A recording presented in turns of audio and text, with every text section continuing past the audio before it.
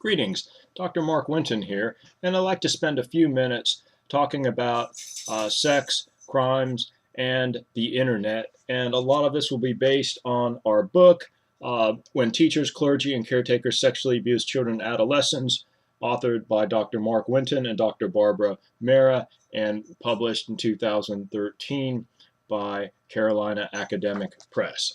So that's where I'm getting this information, although I'll provide the citations of the information I retrieved from our book. Quinn and Forsyth, in their 2005 article in Deviant Behavior describing sexual behavior in the era of the internet, a typology for empirical research, point out that the sex and the internet business is a $3 billion a year industry. So, of course, it would be more now. They also point out that 15% of websites have pornographic material. 25% of search engine requests are for pornography, and 35% of downloads are pornographic. So it's clear that a lot of people are spending a lot of time looking at adult material online. There's no doubt about that from the research. One very large group, which is a concern to many, are the 12 to 17-year-olds who are a large consumer of internet sexually explicit material, and also so many children have viewed online pornography. Men use internet pornography more frequently than women, but women have an increased presence in chat rooms, and certainly we've seen that women are slowly catching up to men in their use and viewing of adult sexually explicit materials. Also, a majority of adult porn users are married or in committed relationships. So this kind of gets us away from the stereotype that it's this lonely old man or something of that sort. Also, what I would mention in terms of changes, well, I could go way back to when I first started in the field in the early 80s. I helped law enforcement understand how to read what was then online regarding what would be sex crimes that they would need to investigate. And this was basically back in the early 80s, people communicated with modems using telephone lines. And I remember that I had a 1200 baud Hayes modem. It was this big, huge device like that you plugged into the phone. Someone would call it, break the line, and you'd be all upset. But anyway, I had discovered through, I believe it was called CompuServe, that they had adult sections there, and you would just write. You could write back and forth or post something.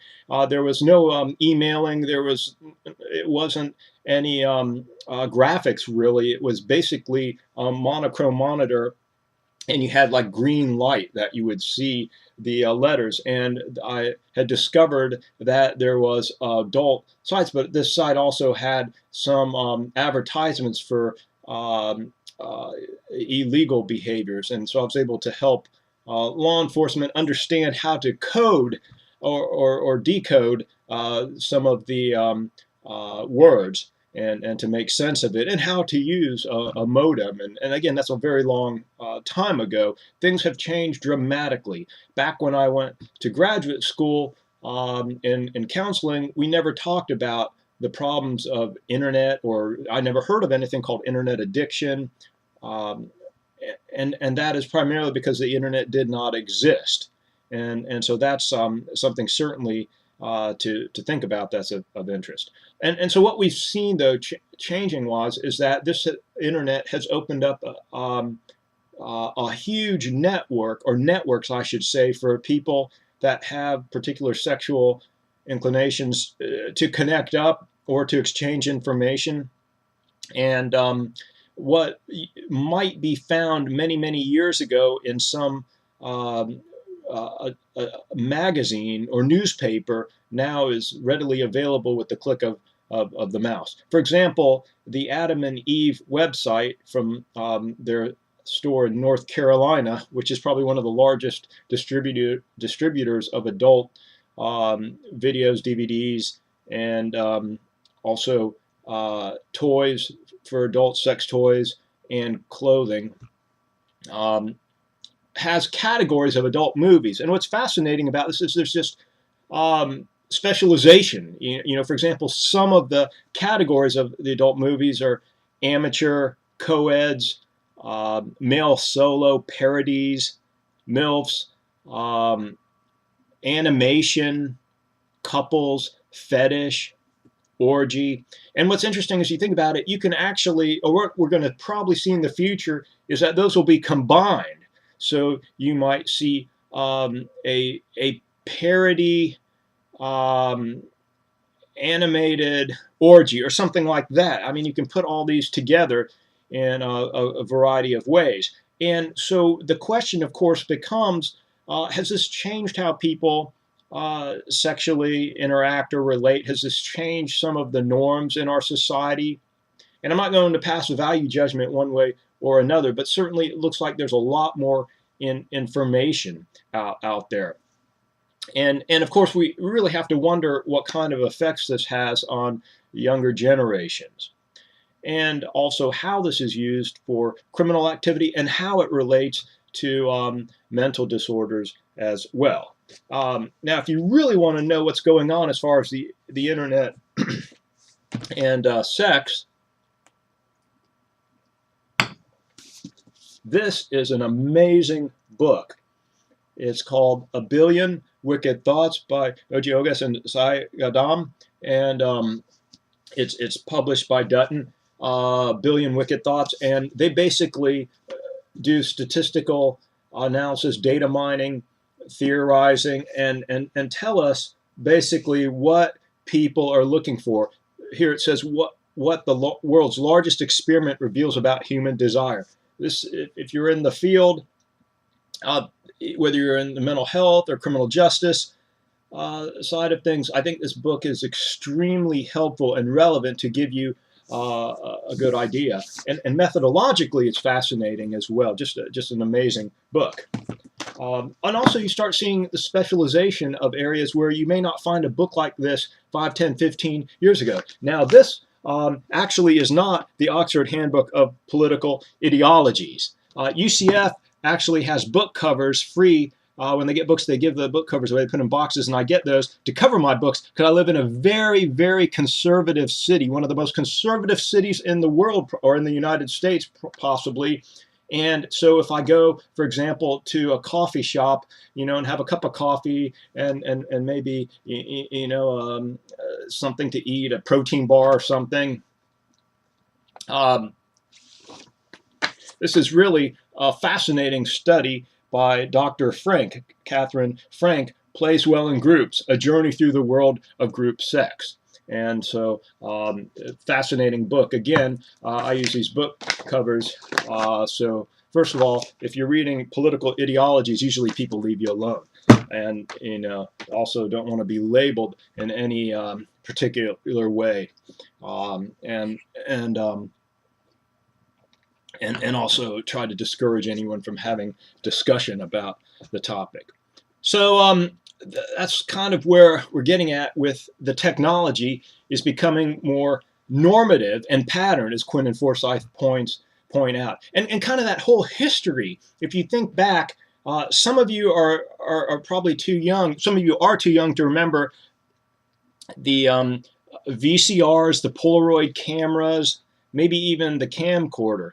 And so things have changed dramatically, and it's had both positive and negative effects on society. One thing that Quinn and Forsyth point out is that new forms of deviance may now spread out across society. But they ask the big question. I'm not going to be able to answer that for you right now.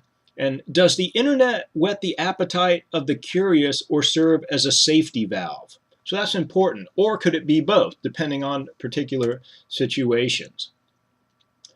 Another thing to mention, now, sexual addiction did not make it into the Diagnostic and Statistical Manual of Mental Disorders, 5th edition. It's not in there.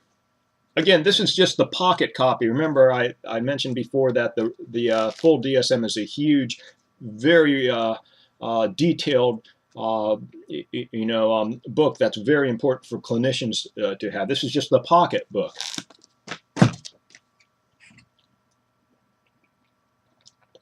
But Jung In 2008, in an article in the American Behavioral Scientist titled Internet Sex Addiction, Risk Factors, Stages of Development and Treatment, talks about this whole idea of there being this internet sex addiction. I'm not going to say whether there is or isn't. There's a huge debate in the field whether there is such thing as internet sex addiction, but Dr. Young does talk about this AAA engine that becomes problematic as it relates to internet porn. Accessibility, affordability, and remaining anonymous becomes risk factors for sexual misuse. Accessibility, affordability, and remaining anonymous. And so also some may use internet porn for convenience and escape. Now, of course, the big legal problem becomes where we have child pornography, and obviously illegal, and a very large problem in our society and also worldwide. And we also begin to look at some other areas that I want to just mention briefly that may eventually be related, maybe or maybe not, to mental disorders, and certainly to criminal activities. But here's some new areas of legal focus that we mentioned: virtual humans, online stalking, online sexual harassment, invasion of privacy, virtual voyeurism and exhibitionism, and virtual sex rings. So things have become much, much more complex. Just think of some of the emails you might get accidentally, or advertisers send emails out to you for things. For example, I get for hair tonic, or bald, hair rejuvenation, or to prevent baldness, or whatever it's called. I get those advertisements all the time. I have no idea. Also for pills that will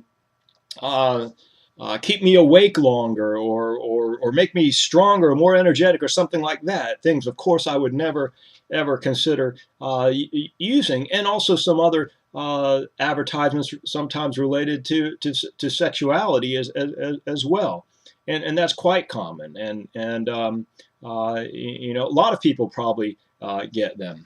If you have a Twitter account, you probably find that people in the sex industry might be following you on Twitter.